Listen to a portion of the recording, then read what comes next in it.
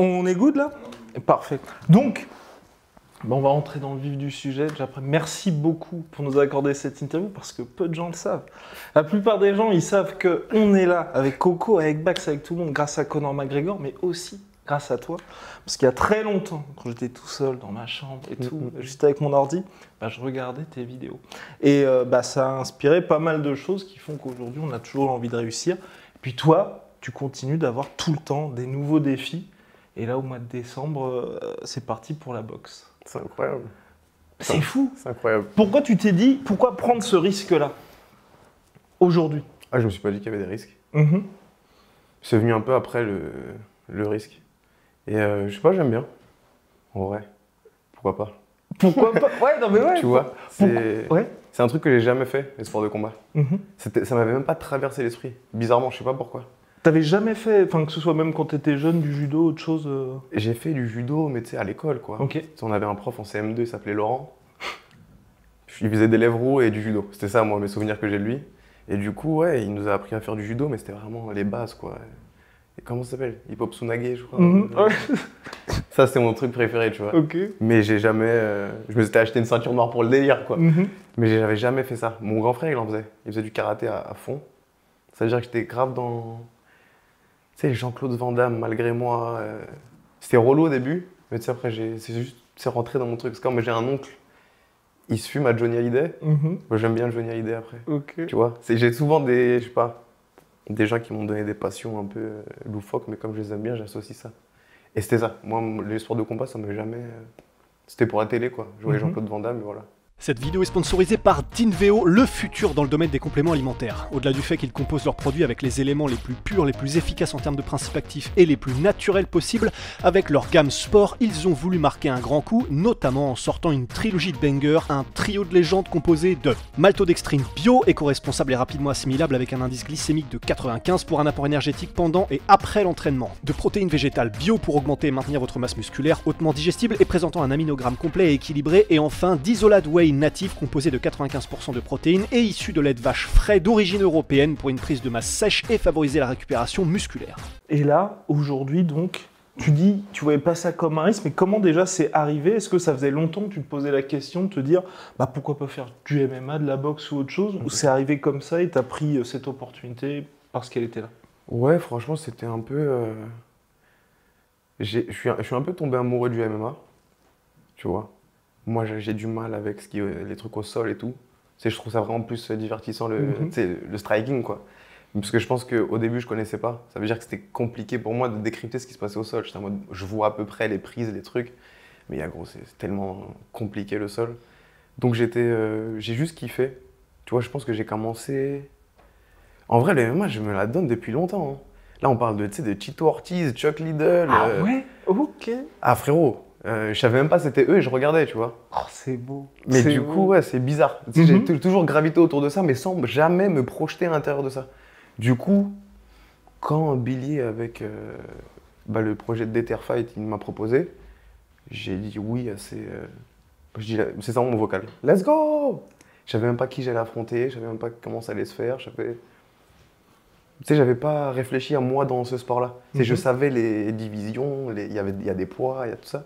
Mais ouais, j'étais assez... je regardais ça de loin, en mode très public, spectateur, quoi. Et là, est-ce que tu as des infos sur les règles, sur est-ce qu'il y aura des casques, sans casque, le nombre de rounds? Je crois que c'est 3x3. 1 minute de repos entre chaque round. Il y a les casques et gants de 16 oses. Donc en vrai, ça va. Tu vois, c'est un espèce de sparring sérieux devant 35 000 personnes, tu vois. C'est un combat. C'est un combat et ça te donne envie d'en faire d'autres déjà aujourd'hui? Je suis dans mon arc humble. Je viens de me faire casser la bouche en Espagne, ensuite à New York, mais c'est contre des boxeurs super chevronnés. Parce que là, je tourne avec des mecs, ça fait 15 ans. Ils savent même plus quand ils ont commencé la boxe, parce qu'ils ont commencé la boxe quand ils ont commencé à vivre, en fait. Du coup, ça te remet vite les idées en place. C'est pas pour rigoler. Ça me rappelle vite le foot américain, en fait. Tu vois, c'est des sports où c'est pour jouer, mais c'est pas... ça a des risques. Tu vois, c'est des vrais sports. Du coup, ça m'a juste... ça a réveillé le truc, quoi. Je me suis dit, purée, c'est incroyable. 35 000 personnes, même. Déjà, faisons ça, déjà. Essayons d'être le meilleur possible. Essayons de rater aucun entraînement. Tu sais, j'ai l'impression que là, je me bats contre un mec. C'est moi, en fait. J'ai complètement oublié mon adversaire et je me bats contre moi, mais qui fait tout bien. Tu vois, ça veut dire que dès que j'ai la flemme de l'entraînement, je me dis, le moi qui fait tout bien, il sera allé. Peut-être qu'il va me battre à cause de cet entraînement. J'essaye de vraiment rentrer dans une matrice. Et c'est pour ça, New York, j'ai essayé d'aller rapidement là-bas pour me frotter à des trucs de, waouh, c'est dur. T'es pas dans ta zone de confort. La salle, tu la connais pas. On est à New York, t'as le décalage horaire. Le coach, il parle en anglais. Tu te fais casser ta bouche par un mec, tu sais, qui a, je sais pas moi, peut-être une dizaine d'années de boxe. Je sais pas, je voulais des expériences traumatisantes, quoi.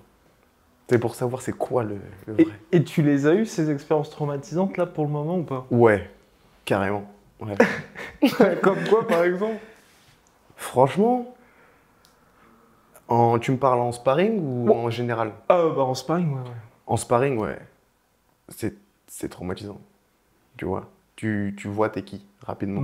C'est pour ça que la boxe, c'est pas pour tout le monde, en vrai. Mais ça me rappelle encore le foot américain. C'est en mode, c'est différent. C'est pas du football, là, c'est pas du basket. Il y a des règles, mais c'est un sport de combat, en fait, avec des coups, t'as une barre de vie, quoi. Tu sais, les mecs qui te frappent pour de vrai, c'est différent. C'est un aspect différent du sport. Et il n'y a aucun moment où, pour l'instant, tu t'es dit, je vais peut-être me calmer un peu par rapport à ces entraînements-là, parce que décembre, là, il y a le temps un peu, quand même.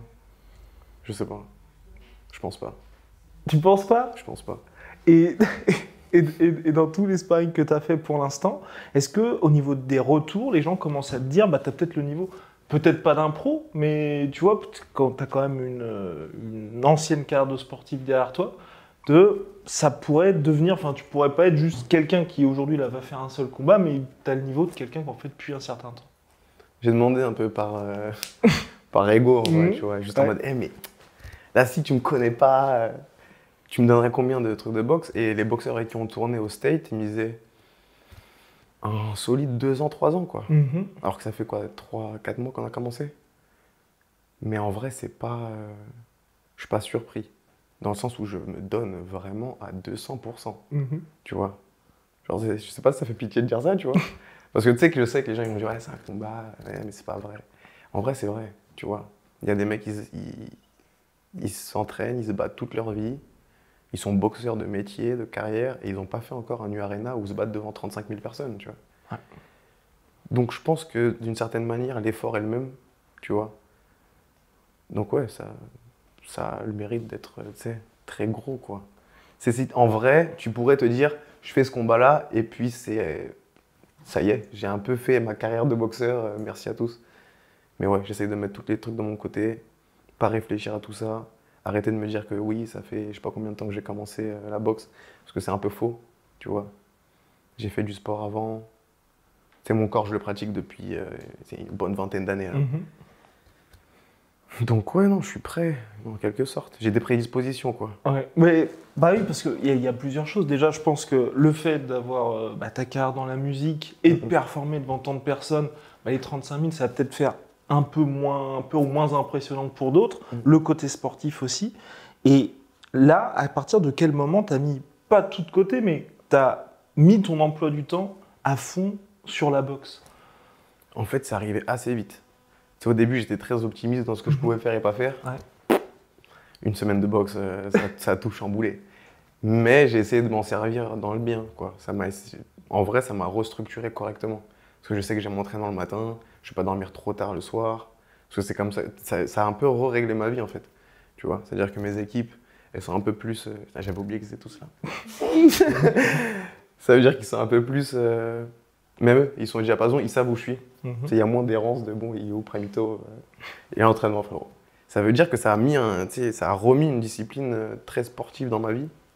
Je l'avais déjà, mais moins à cette intensité-là.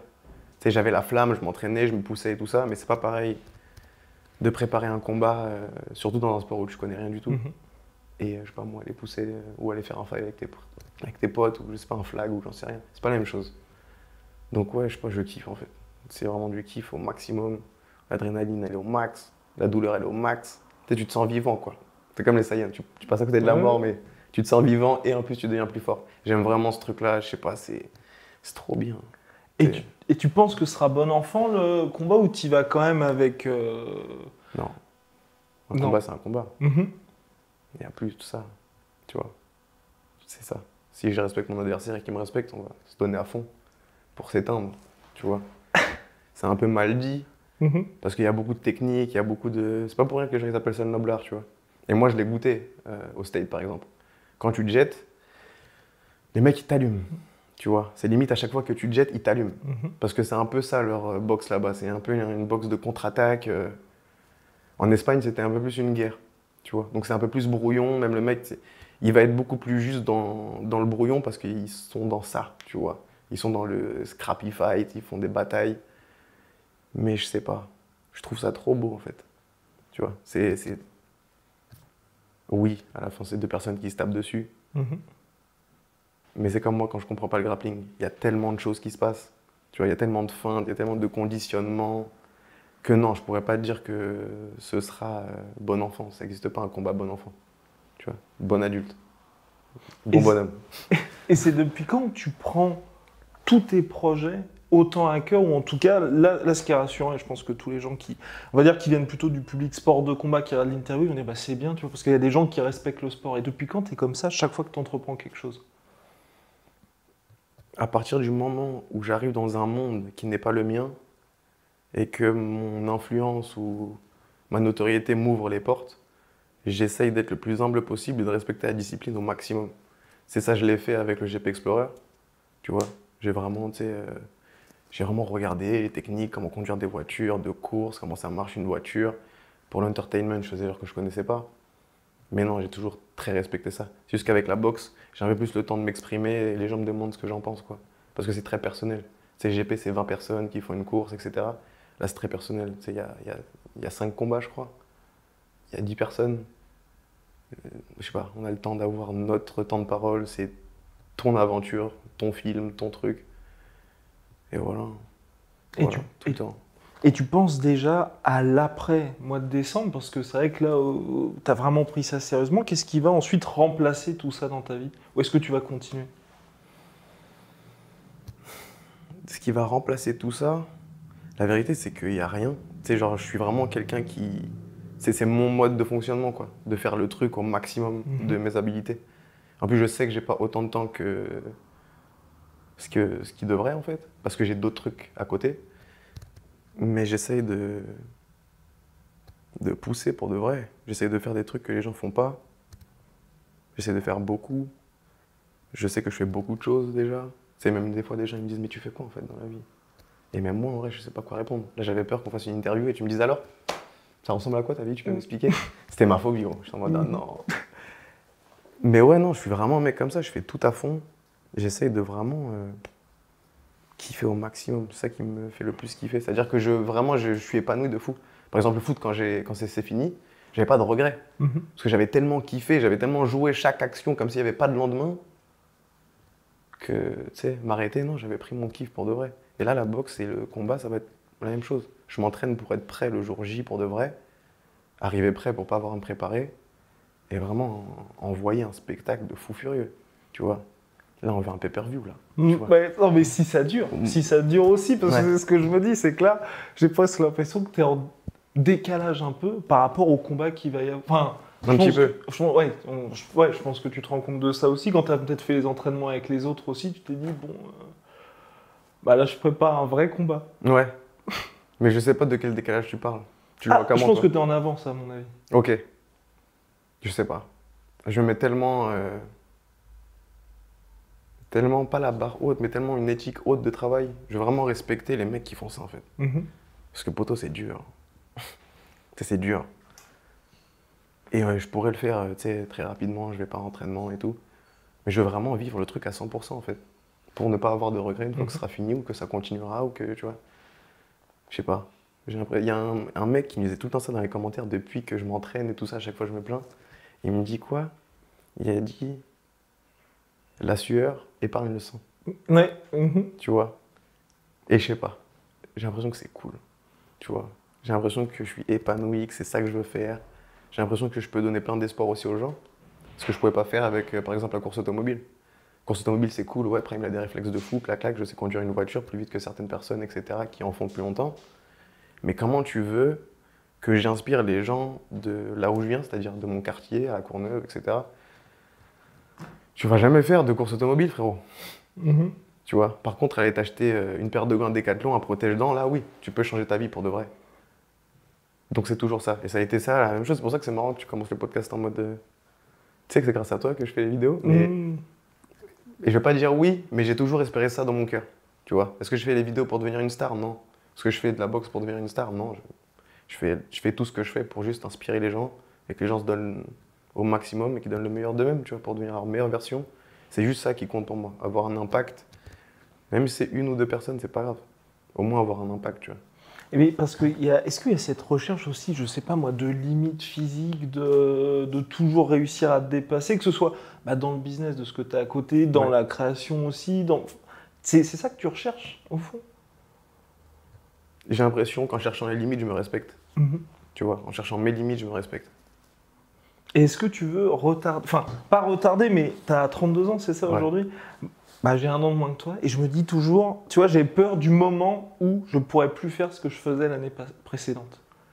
Est-ce que tu commences à ressentir ça aussi ou à te dire, faut que je me challenge tout le temps?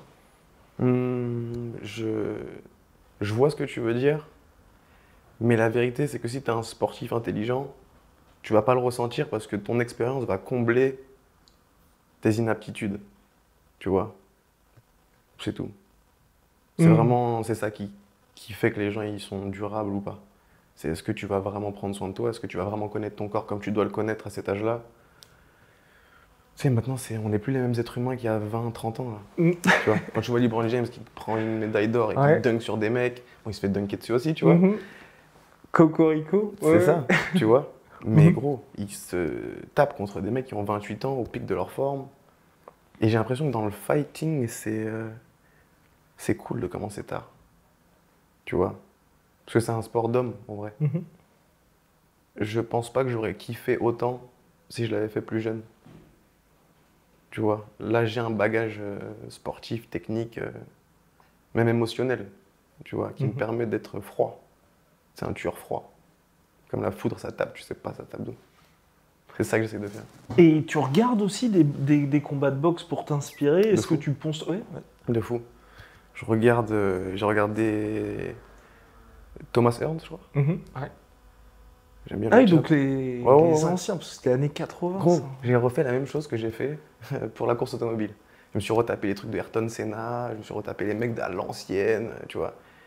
Et ben là, je refais la même chose mais avec la boxe. Tu sais, genre, c'est comme quand tu sais, t'as pas vu un Star Wars ou un Game of Thrones et que ton pote il dit il l'a pas vu, t'es en mode waouh, ou un One Piece. Genre, j'aimerais trop être à ta place. Tu vois, ça fait ça un peu. J'ai l'occasion de tout redécouvrir, un truc que je savais pas. Tu sais, moi, j'étais un beauf de la boxe. Je regardais Rocky, je pensais c'était putain, dinguerie. C'est une dinguerie, mais non, c'est pas une dinguerie. C'est essentiel. J'ai fait des sparring maintenant. Ça n'existe pas. Hein. Ça n'existe pas. Après, peut-être que si, hein. Mais c'est pas mon style. Pas mon style. Mais ouais, c'est tellement bien. Mais j'aurais pas pu être le boxeur que je suis maintenant. À l'époque, ça m'aurait pris plus de temps pour arriver à ce niveau-là, quoi, je pense. Certainement. Et donc là, voilà, carrière de boxeur qui s'annonce. Quand tu regardes ce qui se passe aux États-Unis, est-ce que tu te dis que peut-être aujourd'hui la boxe, ça va te permettre d'atteindre des sommets que tu n'as pas atteints dans tout ce que tu faisais précédemment?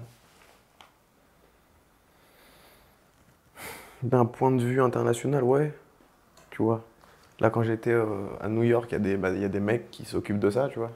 Qui sont un peu dans le délire de la boxe internationale, les youtubeurs, les nouveaux trucs. Et ils ont bien vu, tu vois. C'est en mode, il y a un petit prospect là, français, là, pas mal. Et moi, je leur ai dit comme d'habitude, archi humble, attends un peu, laissez-moi être dans mon truc step by step. Et vraiment prendre les trucs étape par étape. Mais oui, je te mentirais si je te disais, il s'est rien passé là-bas, il n'y a pas de gens qui nous ont regardés, il n'y a pas de trucs qui sont sur la table. Mais j'ai envie de prendre mon temps et être en mode, non, laissez-moi kiffer pour de vrai. Et voilà, quoi. J'ai pas envie de brûler les étapes. J'ai même pas envie que les gens pensent que je veux brûler les étapes. Je veux vraiment que les gens... je veux mettre un point d'honneur et je respecte ce sport-là. Tu vois. Ouais, mais on peut quand même avoir un petit plan de carrière déjà aujourd'hui. Tu vas te dire, il y a cette étape de décembre et après... Après, quoi, ça paye, hein. Ça paye. en vrai. C'est pour ça que moi, j'essaie d'avoir un style pay-per-view. La vérité, c'est ça. Tu vois, si c'est pour être boxeur, avoir des fights un peu nuls, à la fin, on fait du divertissement. Tu vois, j'ai envie de rester divertissant. C'est ça qui fait les fights, c'est ça qui paye les fights, de ce que moi j'ai compris, de ce que j'ai vu de la boxe, ce que j'ai analysé aussi. À la fin de la journée, c'est même plus une question de... C'est dur ce que je vais dire, mais de niveau de boxeur. Parce que deux boxeurs qui se boxent à niveau équivalent, bah, ça le fait. Tu sais, j'en sais rien, moi, un Floyd Mayweather contre Conor McGregor, déjà, c'est un peu moins... C'est flamboyant parce que c'est divertissant. C'est pas juste des boxeurs qui s'affrontent, c'est des personnalités. Et ça fait un vrai combat bien stylé. C'est comment il va réfléchir, comment il va péter un câble, etc. Et c'est ça qui fait que je pense que... Tu sais, toute cette vague YouTube, boxing, ou même des streamers qui font de la boxe, c'est parce que de base, c'est des personnes qui font ça pour le divertissement. Et pas pour devenir champion du monde. Et il y a un truc qu'on voit aussi sur YouTube et sur toutes les plateformes. Le nouveau normal, c'est le truc qui est spécial. Ça veut dire voir deux amateurs qui savent pas trop faire de la boxe, qui ont donné un peu les mêmes temps, les mêmes situations pour s'entraîner, et les voir se battre, alors que c'est pas des mecs de ça à la base, c'est toujours excitant en fait. Parce que tu te dis, et tu peux te dire, au fond de toi, ça veut dire que moi, si je fais comme lui, je peux arriver à ce niveau-là en peu de temps. Incroyable. C'est-à-dire que tu peux te projeter. Alors que moi, qu'est-ce que je vais te dire? Je pourrais pas dire ce que je pense on ressent la même chose quand Bivol ou Terence Crawford ils se tapent. Je ressens, je sais pas, tu vois. Parce que ces mecs-là, leur ADN, c'est la boxe. Et la boxe, c'est leur ADN. Nous, on n'a pas été fait comme ça. On vient d'autre part. C'est différent. Mais ça reste pour le divertissement. Et c'est pour ça que moi, je m'entraîne pour ça, pour faire des fights divertissants. Qu'est-ce que je m'en fous, moi, de gagner au point ou de faire un fight nul, quoi. Gagner au point encore, c'est bien, tu vois. Mais si c'est nul, autant pas le faire, quoi. Autant laisser sa place aux vrais mecs qui veulent vraiment faire des trucs de fou, tu vois. C'est ça que j'essaie de faire. Et est-ce qu'il est trop tôt pour te dire, est-ce que tu aurais un combat à rêver aujourd'hui? Ah, je pense n'importe quel youtubeur international. Ah, attends. Ah oui, ok. Mais pas de pro pour l'instant. Non, pas de pro. C'est dans les trucs de youtubeurs. Non, mais les trucs de youtubeurs, mais vraiment, là... Après, ils sont pros maintenant, tu vois, les mecs de youtubeurs. Parce que c'est le truc aussi, c'est que un youtubeur qui se met dans la boxe, c'est comme un youtubeur qui se met dans la musique, tu vois. S'il le fait vraiment sérieusement, qu'il met les moyens et qu'il investit vraiment sur sa carrière, il s'entraîne comme un pro, tu vois. Il a un encadrement plus que pro. Il y a des pros qui peuvent pas se permettre de payer tout ça. Moi, je fais pas ça encore, tu vois, parce que j'ai pas le temps de m'investir comme ça dans le truc. Je reste très vocalisé sur, ok, je m'entraîne 2 fois par jour, une fois en plus, il y a de la muscu. Mais c'est pas des trucs de pro, de tu te réveilles, t'as une petite sieste et tu fais que ça, tu vois. Il y a des youtubeurs qui sont passés pro en boxe, mais ils font vraiment que ça maintenant, tu vois. Jake Paul, le mec qui s'entraîne comme un pro. Tu sais, il fait ses trucs à côté, mais c'est boxe et il fait ses trucs à côté, tu vois. Et c'est ça aussi que je trouve dur, en vrai. Parce que moi, je l'ai fait là, et frérot, c'est compliqué de gérer ce que nous, on gère d'habitude. En plus, moi, j'ai des vrais business qui tournent, et rajouter un truc de « Ouais, mais non, mais là, t'es presque pro en boxe et t'as 8 mois pour tout niquer. » C'est différent, là, tu vois. Des fois, et t'as dû plus déléguer ou... Ouais. Ou là, c'est juste que t'as double de temps de travail, quoi. Double temps de travail, je te dirais. Et en plus, je délègue, tu vois. Mais ça faisait longtemps que j'avais délégué, tu vois. Mais t'as vraiment le double, triple de temps de travail, parce que tu le fais, t'es fatigué en plus. Tu vois. Et dans l'alimentation, est-ce que tu as changé d'autres choses drastiquement? Ou par exemple, quelque chose où là, si quelqu'un regarde et se pose la question, tu vois, de se mettre justement au sport de combat, ou même au sport tout court, quelque chose où tu te dis, ça, j'aurais dû le faire avant? J'ai un régime alimentaire particulier, moi. Je mange vraiment pas beaucoup. Okay. Tu vois, je mange 1 fois par jour, quoi. Ouais. C'est ouf. Ouais. Et puis tu prends des prods quand même ou des... Non? Ouais, quand même. Ok. Ouais. Mais c'est vraiment des prods, quoi. Mais parce que je sais pas, j'aime bien. Ok. J'aime bien avoir ce truc-là de faim. C'est ça, j'ai l'impression que ça te garde à vif, quoi. Avec la dalle, quoi. Ouais, vraiment. Okay. Ça te garde dans ton truc, t'es bien. Ouais, je suis un peu... Peut-être je suis débile de faire ça, hein, mais je me sens mieux comme ça. Tu sais, je me sens bien, frais, je me sens léger. Alors quand je dors, c'est bon, je passe en mode bonne nuit, les amis. Et cette rigueur-là, c'est une rigueur que tu n'avais pas eue depuis l'époque où tu faisais du football américain? Ou là, tu es encore plus rigoureux qu'avant? Non, c'est la même chose. C'est même l'époque du foot américain qui a un peu régulé ma vie dans comment je fonctionne, tu vois. Je fonctionnais beaucoup en sprint. Tu vois, parce qu'au foot américain, une action, c'est 6 secondes. C'est-à-dire que tu donnes 6 secondes, tu donnes tout, tu t'arraches, et c'est fini, tu te reposes 40 secondes et tu recommences 6 secondes. Ça veut dire que ça a un peu dicté ma philosophie de vie, tu vois. J'ai fait plein de trucs à fond, intensément. J'essaye de le finir le plus vite possible, au maximum de mes habilités. Mais du coup, c'est resté un peu dans cette rigueur-là. Tu sais, je travaille aussi dur les designs sur Narcissique ou les designs sur Carmine ou Carmine en général que je me donne en entraînement. C'est la même, ça vient de la même chose, ça vient du même cœur, de la même flamme, de la même foudre, je dirais. Oh. Et quand tu as dit à ton entourage que là, tu allais te lancer dans cette aventure-là, Ouais. ils étaient comment les retours?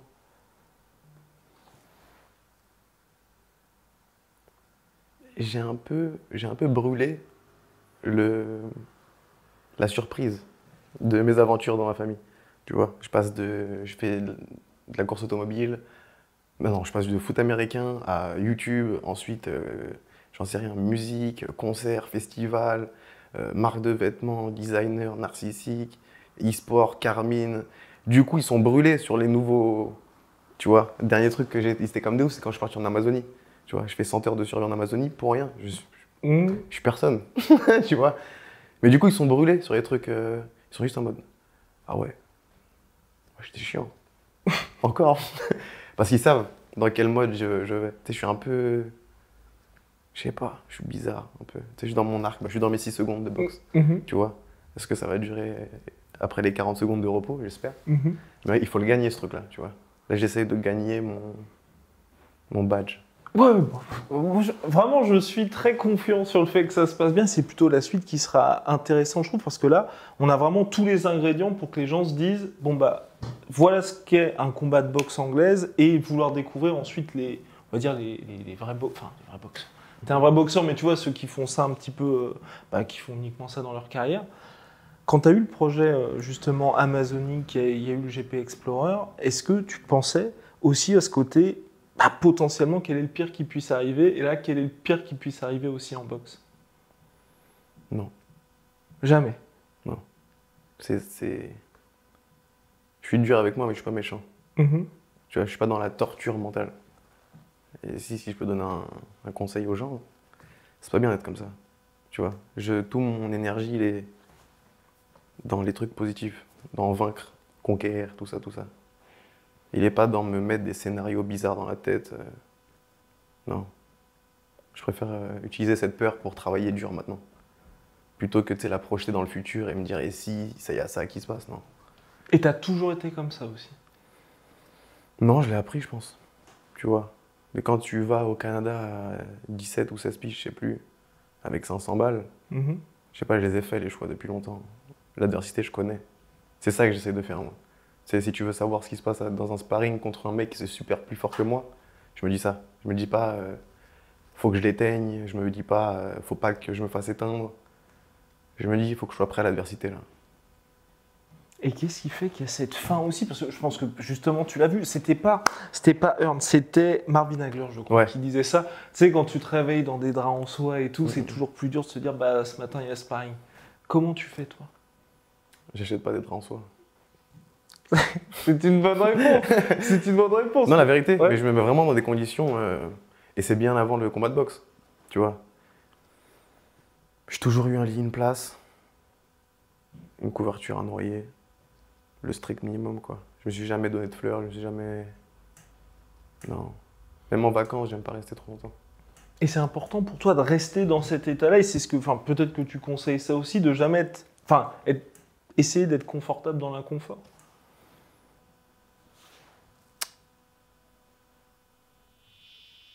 Est-ce que je mens? Non, chacun sa propre facette, chacun ses propres trucs. Moi, j'ai toujours vécu dans des situations un peu pas optimales. J'ai appris à vivre comme ça, et c'est devenu un fonctionnement, en fait. C'est devenu mes repères, en fait. Tu vois, tu mets un lit trop douillet, genre un hôtel, moi, je suis parti, là.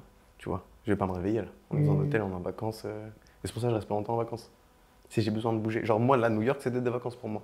Une semaine pleine de sparring, c'est ça, les vacances. J'essayais vraiment de me briser mentalement. Tu vois. Mais comme ça, il n'y a personne qui peut le faire. Personne ne peut me briser si moi, je le fais tout seul. Et puis, en plus, je sais ce qui me brise, du coup. Je suis toujours resté dans ça. C'est nul, hein. Mais c'est Bah, ça. c'est nul, mais ça te permet à chaque fois de te fixer toujours des nouveaux défis, peut-être aussi. De ouf. Mais c'est un truc assez égoïste un peu. Parce qu'encore, je suis dans la recherche de mes limites, tu vois. Parce que je me respecte. Mais dans la recherche de mes limites, il y a des sacrifices que tu fais, des trucs que tu vois pas forcément, des trucs que tu rates. Tu vois, ça prend du temps d'être, je sais pas, dans l'obsession. Ça prend du temps. Ouais, mais c'est ce que disait Conor McGregor. Ah ouais. Justement, il n'y a, Ouais, pas bah oui. y a pas de talent, il n'y a que l'obsession. Ok, C'est ce qui c'est permet ça. à tout le monde d'atteindre les sommets. Et comment fait ton entourage pour te suivre là-dedans, dans toutes ces obsessions? Ils soupirent. Ils soupirent en vrai, et puis ils essayent de me suivre du mieux qu'ils peuvent. Ils essayent d'alléger mon quotidien, peut-être. Et en vrai, pas vraiment. Ils font juste leur part, c'est ce que je leur demande. Je leur demande pas de pitcher, je leur demande pas de... Je leur demande de faire leur part. Et est-ce qu'aujourd'hui, il y a des projets ou des choses que tu aimerais faire, auxquelles tu penses, ou tu te dis, bon là, c'est peut-être un peu too much? Parce qu'il y avait, après, je sais pas si tu l'as fait, tu parlais à un moment, c'était l'ascension du Mont Blanc, je crois. Ouais. Je sais pas si tu l'as fait. Ouais, mais il y a enfin, trop de monde qui l'a fait, après je me suis dit, Ah. en fait c'est facile. Mhm. Enfin, c'est facile. Oui, oui, toute proportion gardée. Je me suis dit, vas-y, ça, c'est à l'ancienne ça. Mhm. Mais c'est ça, la même chose, l'ascension du Mont Blanc, c'est cool. Hein. C'est cool. Mais les senteurs en Amazonie, c'était toi tout seul aussi, où tu t'es Ça, dit. c'est une dinguerie. Voilà. Et là, tu t'es dit, il faut. Ouais, ça c'est une dinguerie, ça sort un peu de nulle part, c'est bien ça. Et vous étiez à combien? Vous étiez parti à combien pour ça? 3. 3. Un cadreur, l'explorateur, et un deuxième explorateur, moi. J'ai gagné. Et tu as vécu des choses où soit tu t'attendais pas, ou soit ça t'a mis dans des situations. Là, ça peut être compliqué. Oui, est-ce que tu as trouvé surtout ce que tu cherchais au départ en te disant je vais me lancer là-dedans? Comme là aujourd'hui, bah, tu te lances dans la boxe, non? Là-bas, je suis parti dans un truc un peu. Je suis parti dans un état d'esprit de. Un état d'esprit de hippie. Mhm. Un peu nul, de ouais, non, je vais me déconnecter. Ça n'a pas marché. Je me suis pas déconnecté, j'ai juste réfléchi, tu sais, je marchais, je réfléchissais. Mais c'est cool de réfléchir pendant 100 heures, t'es vraiment tranquille. Tu bois de l'eau. Mhm. Tu sais, c'est dur, donc les gens ils ne parlent pas, juste ils marchent. C'est vraiment. C'est dur. Tu sais, c'est surprenant et tout, mais tu marches beaucoup quand même.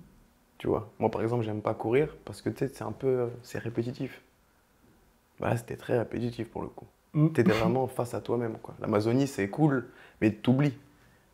Tu vois. Parce que tu t'adaptes super vite. Les êtres humains, bon, ça va vite. T'es en mode waouh pendant, bon, allez, je sais pas, 8 heures.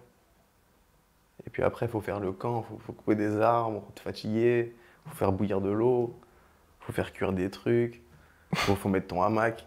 En fait, t'es tellement occupé que tu sais, t'es dans tes pensées un peu bizarres. C'est comme de la méditation chelou, parce que t'es en train de faire ta survie tranquille, donc t'enlèves tous les trucs non nécessaires. Est-ce que ça m'a appris des trucs? Pas vraiment. Est-ce que j'ai kiffé le faire? De fou. Est-ce que ça m'a vraiment apporté des trucs, je pense inconsciemment? De fou. Ça m'a fait du bien, Mm. tu sais. Mais au cœur, à l'esprit, truc de hippie, quoi. Ouais, mais après, ne serait-ce que de réussir à être seul dans ses pensées et de se retrouver. Bah, tu sais, je fais beaucoup de choses ici. Ça veut dire quand la vie, elle s'arrête un peu pendant 100 heures, ça fait du bien, Mhm. tu vois. Et mine de rien, là-bas, j'ai beaucoup dormi. Hein. Tu vois, parce qu'ici, je dors peut-être aller 5 heures, 6 heures. Là-bas, mon pote, 22 heures, il n'y a plus de soleil, donc tu dors, en fait. Et tu te réveilles à, je sais pas, 6 heures. Donc tu es très bien réglé, tu dors bien. Tu es fatigué de la journée, mais pas trop, parce que c'est marcher, c'est pas non plus... Ouais. Bon, ça tape des fois, mais je sais pas. Je l'ai bien vécu, quoi. Je sais qu'il y a des gens qui le vivent un peu moins. Ce que j'ai moins bien vécu, c'est par exemple traverser des rivières. Parce que je suis pas un nageur de fou. Oh, c'est chaud. Mhm. Prochaine fois, je ramène un kayak ou je sais pas, s'il faut le gonfler. Mais j'ai kiffé, tu vois. Je pense qu'il y en aura d'autres de 100 heures quelque part. Ou 100 heures dans, je sais pas, dans la vie d'un boxeur, je ne sais rien. Mais je le fais déjà. Mais j'ai bien aimé ce concept-là. Et le fait que les gens aujourd'hui t'attendent aussi dans des défis comme ça, est-ce que ça te challenge aussi plus? Ou c'est uniquement toi qui te fixe ces objectifs-là? Bon, ouais, non, ça va dans les deux sens. Tu sais, genre, je fais un truc comme ça, après, il y a forcément des commentaires qui disent hey, tu devrais le faire peut-être ici, ou... Ouais, non, c'est un échange de bons procédés. Hein. Si je vois qu'il y a des idées qui me parlent, j'y vais. Mais en fait, c'est tellement bizarre et bidon, en vrai, les idées. Pourquoi tu voudrais partir 100 heures en Amazonie? Concrètement, il n'y a pas de... Tu sais, si tu cherches la cohérence du truc, il n'y en a pas. Donc ouais, non. Ouais, non, pour le challenge. Et t'as toujours réussi comme ça à faire la... Enfin, comment? À justement mettre une distance avec les gens qui vont te challenger, et puis toi, tes projets, ce que tu as envie de faire? Je sais pas. Je suis vraiment ouvert, quoi. N'importe qui peut me donner une idée, de mon petit neveu, un commentaire, ou je sais pas. Ou une vidéo que je regarde. J'essaye de rester ouvert à tout, en fait. C'est ça que j'aime bien aussi. Tu sais, je suis dans une position dans ma vie où je peux pas tout faire, mais... Presque, ouais. Presque, tu vois, je sais en tout cas beaucoup de choses, je sais faire beaucoup de choses. Donc juste, je kiffe, en fait, et je continue à travailler, tu sais, je prends rien pour acquis. C'est-à-dire que des fois, j'ai plus rien à faire, mais je suis en train de, je sais pas, faire des recherches sur des couleurs, ce qui était à la mode en 1975, j'en sais rien. Je sais pas, je suis dans des trucs bizarres. Et t'as suivi ça, justement? Enfin, parce que ça aussi, c'est un truc que je trouve hyper intéressant avec toi, c'est que tu arrives toujours à te renouveler, et puis là, ça fait quoi? 10 ans, plus de 10 ans Ouais, que t'es là-dedans, et on a vu, au cours de ces 10 ans, justement, des downfalls de créateurs de contenu, de choses comme ça. Est-ce que c'est quelque chose aussi auquel tu penses de te dire, il faut toujours faire d'autres choses aussi pour apporter quelque chose de différent? Puis même toi, réussir, t'as peut-être pas les mêmes envies que t'avais il y a 10 ans. C'est sous-côté le downfall. Il y a du bon dans le downfall. Tu vois. Tomber, c'est pas grave. Faut pas se relever. Faut tomber fort, rebondir encore plus haut. Tu vois. C'est ça qui est cool dans le downfall. Tu sais, moi, quand j'étais en train de faire Carmine et que je n'avais plus de signes de vie pendant 2 ans, oui, les gens ils disaient en mode je regarde plus ces vidéos. Mais non, il y a juste plus de vidéos, il n'y a plus de musique, il n'y a plus rien en fait. Donc quand tu recommences et que tu es en mode ok, ils pensaient que ça allait rater. Carmine, c'est une dinguerie intergénérationnelle, tu vois. Narcissique, c'est une dinguerie intergénérationnelle. C'est des mecs qui kiffent Carmine ou Narcissique qui ont, je sais pas moi, 10 ans, comme des mecs qui kiffent les deux et qui ont 40 ans, 50 ans. C'est une dinguerie. Du coup, c'est quoi le downfall? C'est un peu une projection des gens, tu vois. Ça n'existe pas le downfall. Le seul downfall qui existe vraiment, c'est quand tu meurs, quoi. Ouais. Ou quand t'as plus la santé. C'est pour ça que c'est important. T'es en bonne santé, tu fais pas de vues, c'est pas si grave. Je peux en faire d'autres vidéos.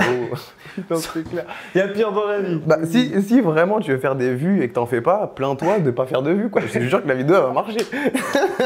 Tu vois, est-ce que t'es chaud pour la fumée qui arrive après? Je sais pas, mais c'est marrant comme vidéo, tu vois. Moi je clique, tu vois. Prime qui se plaint de plus faire de vues. Je suis content, ça arrive pas. On en fait bien, je suis content. Mais ouais, en fait, c'est pas si dur. C'est juste, est-ce que tu vas te prendre au sérieux? Est-ce que tu t'es oublié? Est-ce que tu crois vraiment que t'es une star comme ça? Non, il n'y a pas vraiment de star. Tu vois, il y a des gens qui partagent, qui sont assez ouverts, qui sont dans le don d'eux-mêmes. Et il y en a d'autres qui sont un peu plus... non, moi je vais prendre juste ce que je veux. Et je veux pas que ça empiète sur ma vie personnelle, c'est-à-dire que je vais faire des concepts, les gens vont pas connaître trop de ma vie. Je préfère garder mon petit anonymat. Même il y a des gens qui font des vidéos sans montrer leur tête, jamais. Donc en vrai, il y a 36 millions de possibilités d'être heureux, quoi. Ouais. Et d'exister, au final. Parce que là, tout le monde peut le faire. Oui, exactement, tout le monde peut le faire. Et donc aujourd'hui, là, avec toutes les facettes de ta vie, qu'est-ce qui te fait prendre le plus de plaisir? Qu'est-ce qui me fait prendre le plus de plaisir? Être l'homme que je dois être pour les gens qui m'aiment, ouais. Et le reste qui te prend quand même beaucoup de temps, c'est pourquoi? Créer des trucs cool. Tu vois, créer des trucs cool et vraiment, c'est un truc de merde. C'est un truc de merde. Ouais, mais c'est des trucs de merde qui quand même... Enfin là, regarde, tu vois, t'as une équipe, on est dans des super locaux. Ouais. Coco a été à New York, enfin tu vois, des trucs de Il a merde. kiffé. Coco, il a kiffé, il a vécu sa meilleure vie là-bas, il a travaillé aussi un petit peu. Mais c'est des trucs de merde qui ont quand même de l'importance pour les gens. Et puis pour toi qui aujourd'hui, enfin comme tu dis, un mec de 50 ans Ouais, comme quelqu'un de de ouf. 10 ans, tu vois, ça... Mais c'est pas des trucs de merde dans ce sens-là. Ce qui me motive, c'est des trucs de merde. Tu vois, faire le bien, c'est des trucs clichés. J'ai envie de dire clichés. Tu vois, comme je t'ai dit, je veux juste donner de l'espoir aux gens, bim boum, qu'ils fassent leur rêve. Bah, toi, t'as kiffé, boum, t'as fait la sueur. Bah, dinguerie. Et aujourd'hui, moi, je kiffais la sueur sans savoir cette histoire. C'est une dinguerie. J'aime bien. Voilà, c'est là où je suis le plus. Là, je sens que je suis moi, tu vois. Voilà. Je suis en mode, je suis à ma place, je kiffe inspirer les gens, parce que ça m'inspire de voir des gens juste kiffer. Et puis regarde, moi, je kiffais la sueur. Je me disais, putain, moi aussi, je pourrais faire un podcast. Voilà. Mais ça veut dire, Bah oui. qui inspire qui, du coup? Bah oui, mais telle est la question. Telle est la question. We don't know. Et donc dans 10 ans, est-ce que tu te dis où est-ce que j'aimerais être? Ce que tu aimerais faire? J'aimerais streamer dans une putain de maison. Ah. Ouais. Dans une maison où ça? Une grande maison. Il y a un lieu en particulier? Hein? Il y a un lieu en particulier? J'aimerais bien Los Angeles, en Algérie. J'aimerais bien surtout avoir de la moquette chez moi. Pour le son? Non, pour marcher en chaussettes dessus, j'aime bien le délire. Ah oui, bah t'as raison. T'as déjà fait ça? De la moquette? Avec des chaussettes, ouais. Ouh, bah moi je préfère pieds nus. Je préfère marcher Parce que tu viens du judo. Je préfère marcher pieds nus, mais non, la moquette c'est pas mal, c'est juste difficile pour l'entretien. Ah ouais? Bah oui. Bah t'as dit dans 10 ans. Bah oui. Oui, dans 10 ans. Bah, on sera méga riche, je pense. Ah oui, bah, fingers crossed. Fingers Ah, crossed. c'est inventé. Fingers Mais là, crossed. c'est bon, là, t'es riche avec la sueur. Alors ça marche bien, mais pas au point où. Donc si on se pose. En gros, Bah, avec- pas au point où t'arrêtes de croiser les doigts, quoi. Exactement. Pas au point où j'arrête de croiser les doigts. Et aussi avec Rusty, ce qu'on se dit toujours, c'est tu vois, avoir aussi cet âge. Je sais pas si tu te dis ça, mais au bout d'un moment, tu vois, là on a 31 ans tous les deux, on se dit jusqu'à quel âge tu peux parler face cam de gars qui ont 20 ans. Tu vois, je vais pas faire ça à 50 ans. Bah, frérot, il y a Nelson Montfort, ils ont chauffé le truc, quoi. Oui, non mais oui. Ouais, ça va. Oui, mais toi, tu dois faire ça jusqu'à quel âge? Être justement face cam et pas faire des vlogs ou même les défis physiques, tu vois. Bah, c'est marrant. Bah, aujourd'hui, Ouais. tu dois prendre dans... Allez, ouais, non, 40 ans, ça Tu fais un truc comme LeBron James, tu joues avec ton fils, tu... Ouais, voilà, oui. Kiff. Bah, quand il y aura le projet. Le projet Bah ouais. Guillaume Junior, ça sera pas Ah mal. ouais, tu vas le mettre à quel sport? Je pense en vrai le basket. Je pense le Ah basket ouais parce que moi j'adore le football américain aussi. Ok. Mais Oh. comme les sports de combat, il y a Ouais. beaucoup de risques. Ouais, tu c'est vois. ça, Et ouais. je me dis, C'est dur, quoi. c'est. Bah, tu peux pas orienter un enfant vers le foot américain, t'es calme. On est pas au Texas, hein. Moi, ça- non, mais si tu joues avec lui, tu vois. Mais tu joues pas au foot américain, tu veux quoi? Tu vas exploser dans le jardin, c'est... Non, mais. Elle est non, où mais la tu- pédagogie tu là-dedans? le prépares aux impacts. Et il serait quarterback, tu vois. Il Mais serait c'est encore pire, quarterback. quarterback. Bah, faut C'est qu'il- une faut bonne qu'il se planque. prenne des petits- Jusqu'à que ça tourne mal, en fait. Exactement, quarterback. voilà. Non, t'es fou. Moi, si j'ai un enfant, quand j'aurai des enfants, je les mets à la gymnastique au début. Ok. C'est de la frappe. Et après? Parce que, ah non, mais là on parle de projet Kylian ou c'est juste pour les mettre au sport Si, disons, on avait un projet super sport de ouf. Ah oui, ok. Donc gymnastique d'abord. Gymnastique direct. C'est des trucs de Mhm. gymnase, quoi. Ouais. Gainage au max. Flexibilité, mobilité ouais, et de tout. fou. Ouais. Ensuite, je pense que je le mets au jiu-jitsu Mhm. brésilien. Et à la Pour se lutte. défendre pour la vie Ouais. globale. Ouais. Lutte Ouais, et ça, très JJB. bien. Comme ça, tu sais, il a l'habitude de prendre des coups, des trucs. Il y aura forcément du pied-point vite fait. Mhm. Et voilà, quoi. Et après, ce serait un super athlète déjà. Tu vois, un peu d'athlétisme pour saupoudrer. Mhm. Ouais, non, moi je me dis quand même le basket aujourd'hui, quand on voit, enfin je sais pas si tu suis un peu le basket là, ça, au niveau des salaires, même en football américain, là Oui. tout explose. Non, mais frérot, le basket, t'es pas grand là.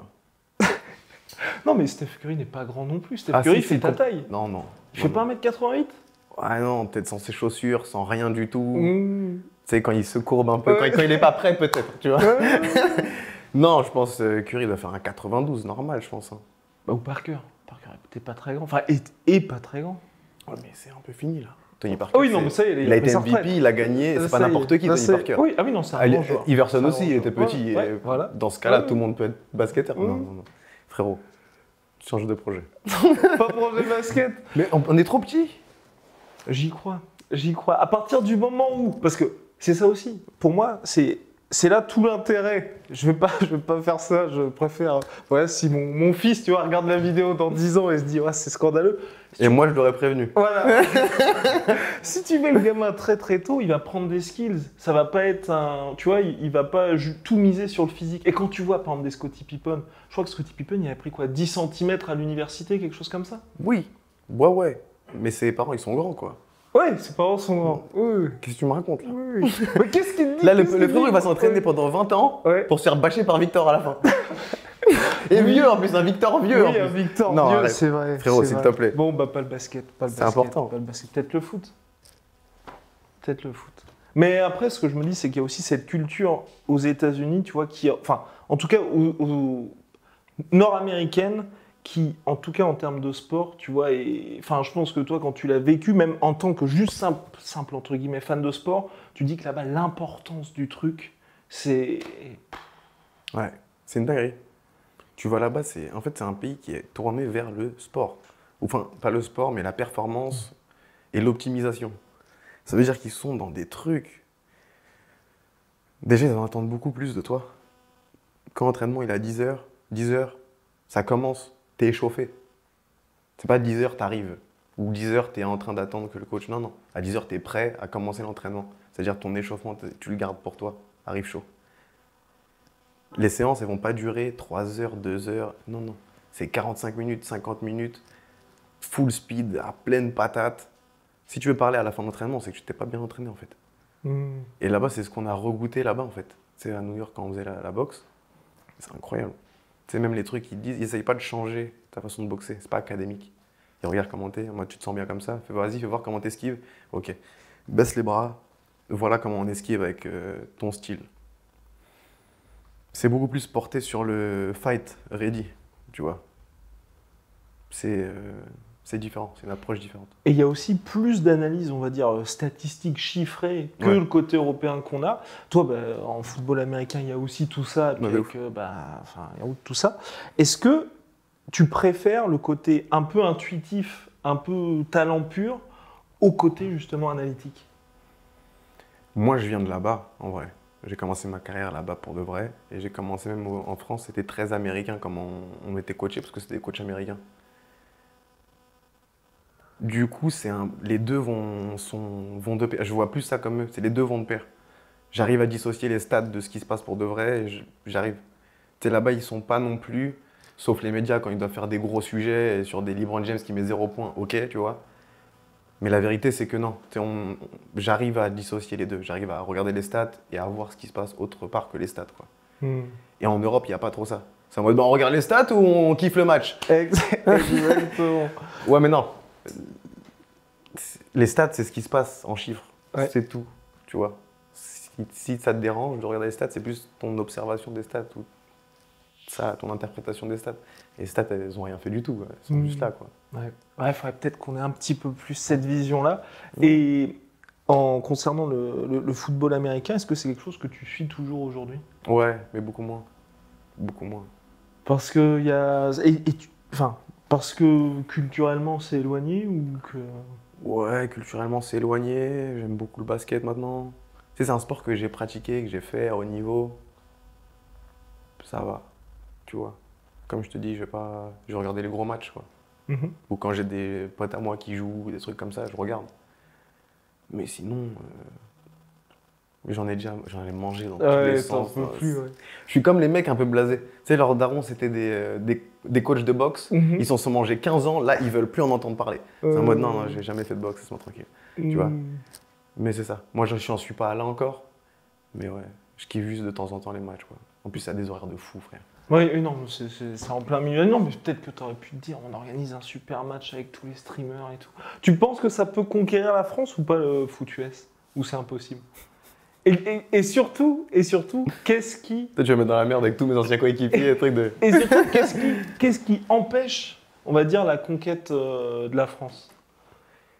Ce qui empêche la conquête de la France du foot américain, c'est trop violent, en fait. C'est comme le MMA, quoi. Tu vois, au début. Au début, ouais. Ils étaient en mode, non, mais c'est quoi ce sport de fou, là? Les mecs, ils se rentrent dedans, comme s'il n'y avait pas de lendemain, ils n'ont pas de femme, pas d'enfants, pas de parents, pas de famille. C'est la même chose, le foot américain, c'est en mode, les 50 personnes, les 100 personnes là, qui sont sur le terrain, ils vont tous se rentrer dedans? Ouais. Ok. Et en plus, quand tu vois le truc et que tu connais pas toutes les règles, t'es en mode, mais qu'est-ce qui se passe? Donc c'est ça aussi, il y a une grosse barrière de, c'est quoi les règles, en fait? Tu vois, foot c'est facile, rugby c'est facile.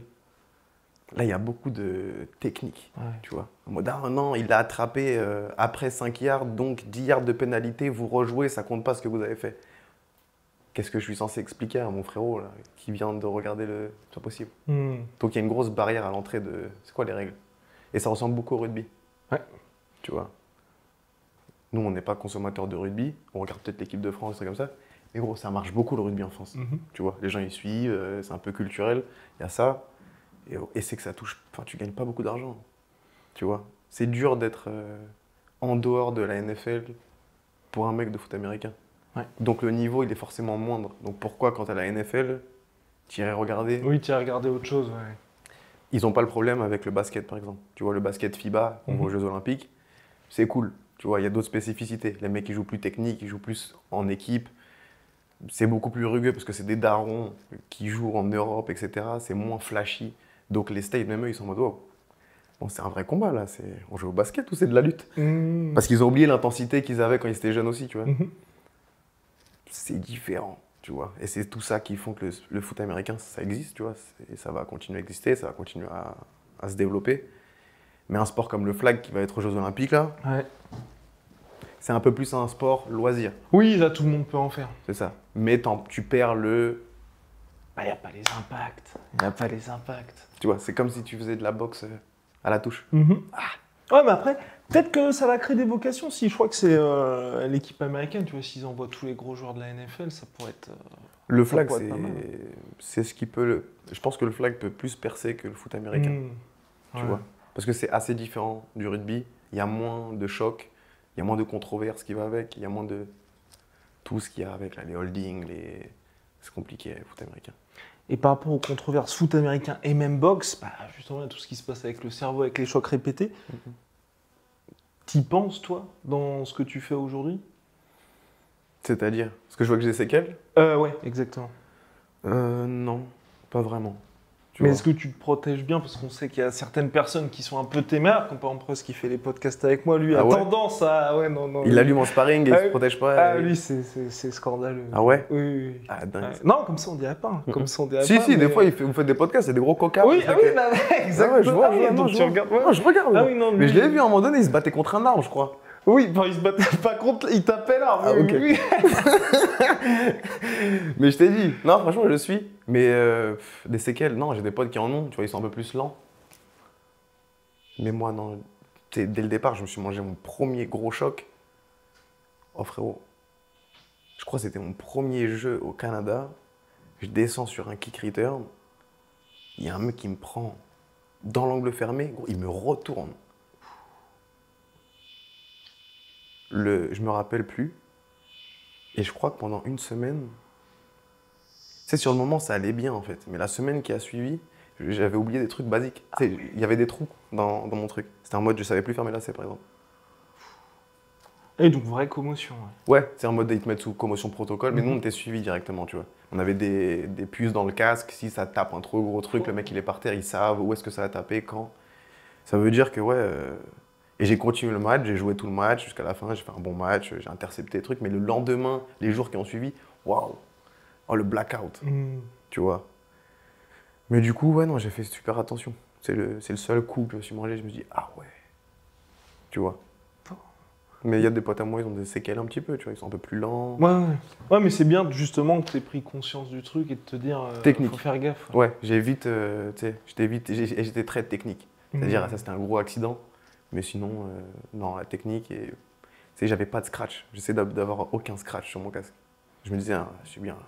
Ouais. Non, et puis en plus, c'est fou. Je savais pas qu'ils mettaient justement des puces dès cet âge-là. Ah, si, si. Parce que bah, ils ont vraiment tout mis en place pour qu'il y ait le moins de problèmes. En fait, il y a possible. eu tellement de problèmes que tu sais, tu peux pas en fait. Tu sais, à la fin de la. En fait, il faut que tu te dises que quand on est là-bas, on est à l'école en fait. Tu vois, c'est l'école là-bas le sport. C'est pas à l'extérieur. C'est pas tu vas, tu prends une licence et tu fais du foot américain dans ton coin avec tes potes. T'es dans l'école. C'est l'équipe de l'école, les coachs ils sont employés par l'école, limite des fois c'est des professeurs à toi, ça peut être un prof de technologie et en même temps il est prof de foot américain. Mais du coup, tu sais, c'est un autre rapport en fait. Tu sais, ils prennent soin de toi, c'est tes mentors, c'est tes trucs, tu les vois souvent. Donc c'est vraiment très très très... tu sais. Et en plus les parents, c'est eux qui investissent, ils ont souvent des grosses boîtes, donc ils investissent pour l'école, etc. Ils peuvent pas se permettre que leur enfant il arrive et tu sais, ils sont handicapés quoi, parce que ça arrive. Si on jouait avec un gros niveau.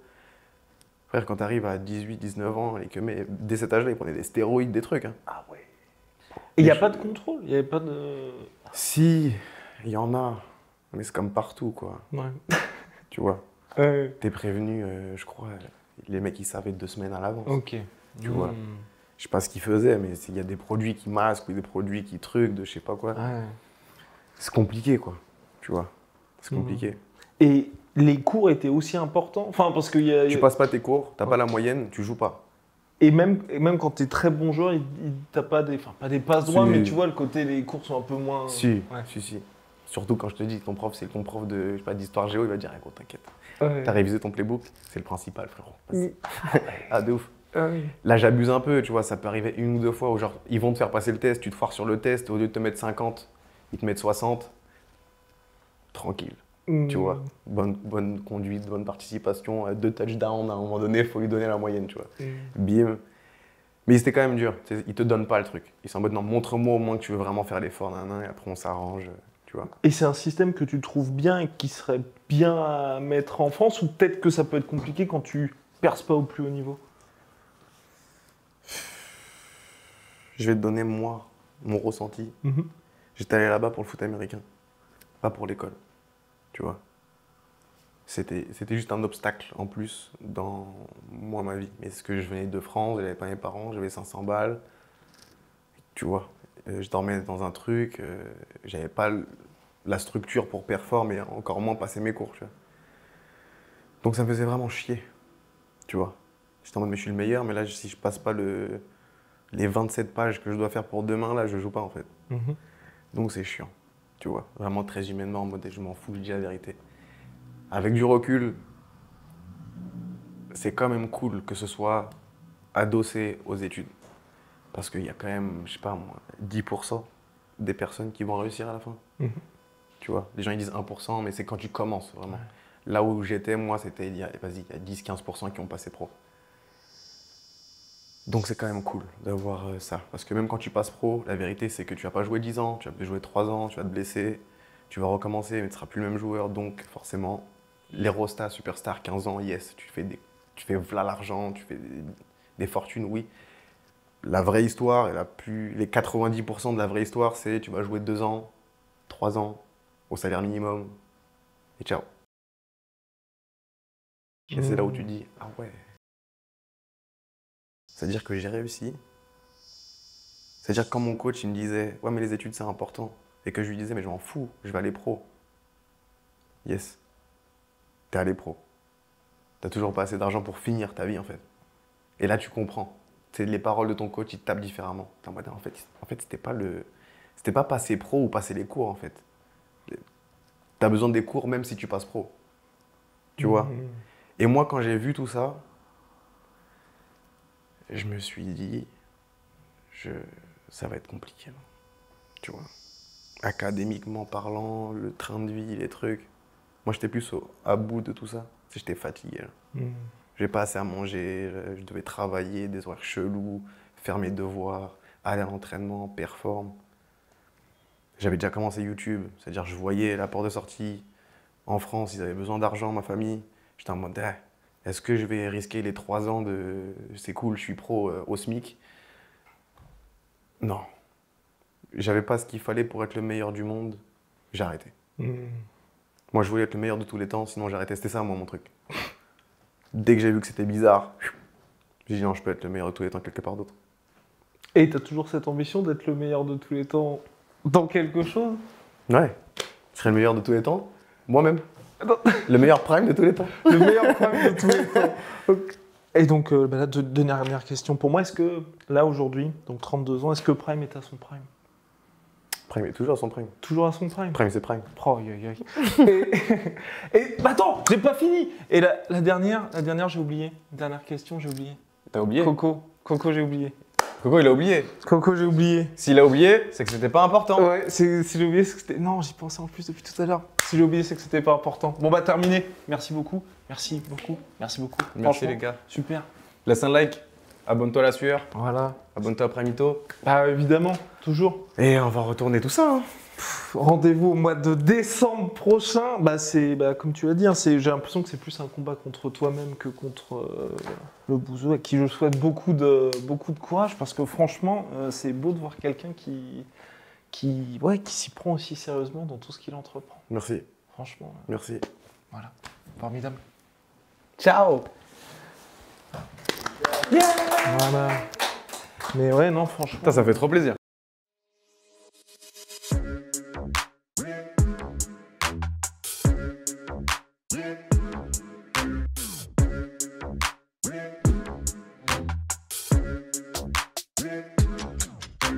I'm fucking coming for you!